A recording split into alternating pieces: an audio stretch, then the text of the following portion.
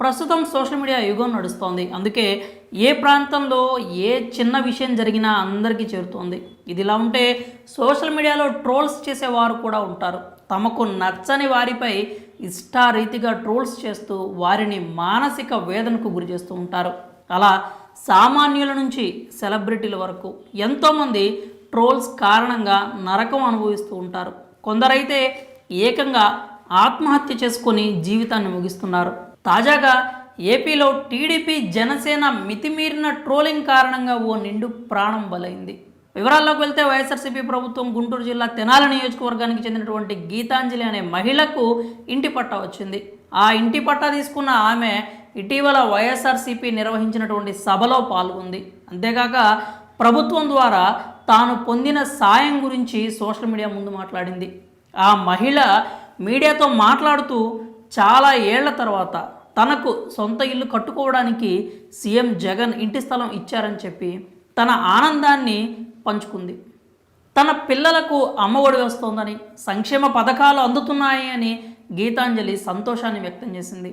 అలా ఇంటి పట్టా వచ్చిందని సంతోషపడుతున్న సమయంలో టీడీపీ జనసేన శ్రేణులు ఆమెను సోషల్ మీడియా ద్వారా వేధింపులకు గురి చేశారు. ఇప్పటికే వీరి అరాచకాలకు ఎంతోమంది తీవ్ర వేదనకు గురయ్యారు. సోషల్ మీడియాలో వీరి వేధింపులకు తట్టుకోలేక పలువురు ఆత్మహత్య చేసుకున్న ఘటనలు కూడా ఉన్నాయి. ముఖ్యంగా పేదవాళ్లపై దారుణంగా ట్రోల్స్ చేసి వారిని మానసిక క్షోభకు గురి చేస్తున్నారు. అలా టీడీపీ జనసేన వేధింపులకు గీతాంజలి అనే పేదింటి మహిళ బలవన్ మరణానికి పాల్పడింది. అయితే ఆమెను ఎంత దారుణంగా ట్రోల్స్ చేశారో తెలిస్తే మీకు కూడా కన్నీళ్ళాగు. అసలు వీళ్ళు మనుషులేనా అనే సందేహం రాకమానదు. ఆంధ్రప్రదేశ్ రాష్ట్రం గుంటూరు జిల్లా తెనాలి ప్రాంతానికి చెందిన గీతాంజలి అనే ఓ పేదింటి మహిళ తన కుటుంబంతో కలిసి నివాసం ఉంటోంది. ఆమెకు 2 పిల్లలు ఉన్నారు. సొంత ఇల్లు ఉండాలి అనేది గీతాంజలి కల. ఆ కోరిక ఎన్నో ఏళ్ల నుంచి అలాగే ఉండిపోయింది. కానీ సీఎం జగన్మోహన్ రెడ్డి వచ్చాక గీతాంజలి కోరిక తీరింది. ఆమెకు సొంత ఇంటి పట్టాను వైసీపీ ప్రభుత్వం అందించింది. ఇదే సమయంలో తనకు జరిగిన మంచిని సమాజానికి చెప్పడమే ఆమె చేసిన తప్పైంది. ఓ సభలో వైసీపీ ప్రభుత్వం కారణంగా తాను పొందిన లబ్ధికి సంబంధించి గీతాంజలి తన అభిప్రాయాలను వెల్లడించింది. అలాగే తన బిడ్డలకు అమ్మఒడి, ఇతర సంక్షేమ పథకాల ద్వారా పొందినటువంటి లబ్ధి గురించి కూడా సభలో మీడియా ముందు తెలిపింది. తనకు ఎంతో లబ్ధి చేకూర్చిన ఈ రాష్ట్ర ప్రభుత్వానికి, సీఎం జగన్కి జీవితాంతం రుణపడి ఉంటాను అంటూ ఆమె తెలిపింది. గీతాంజలి మాట్లాడిన వీడియో 2 తెలుగు రాష్ట్రాల్లో తెగ వైరల్ అయింది. ఇక ప్రభుత్వాన్ని పొగడడం గిట్టనే టీడీపీ జనసేన శ్రేణులు ఆ మహిళపై కక్ష కట్టారు.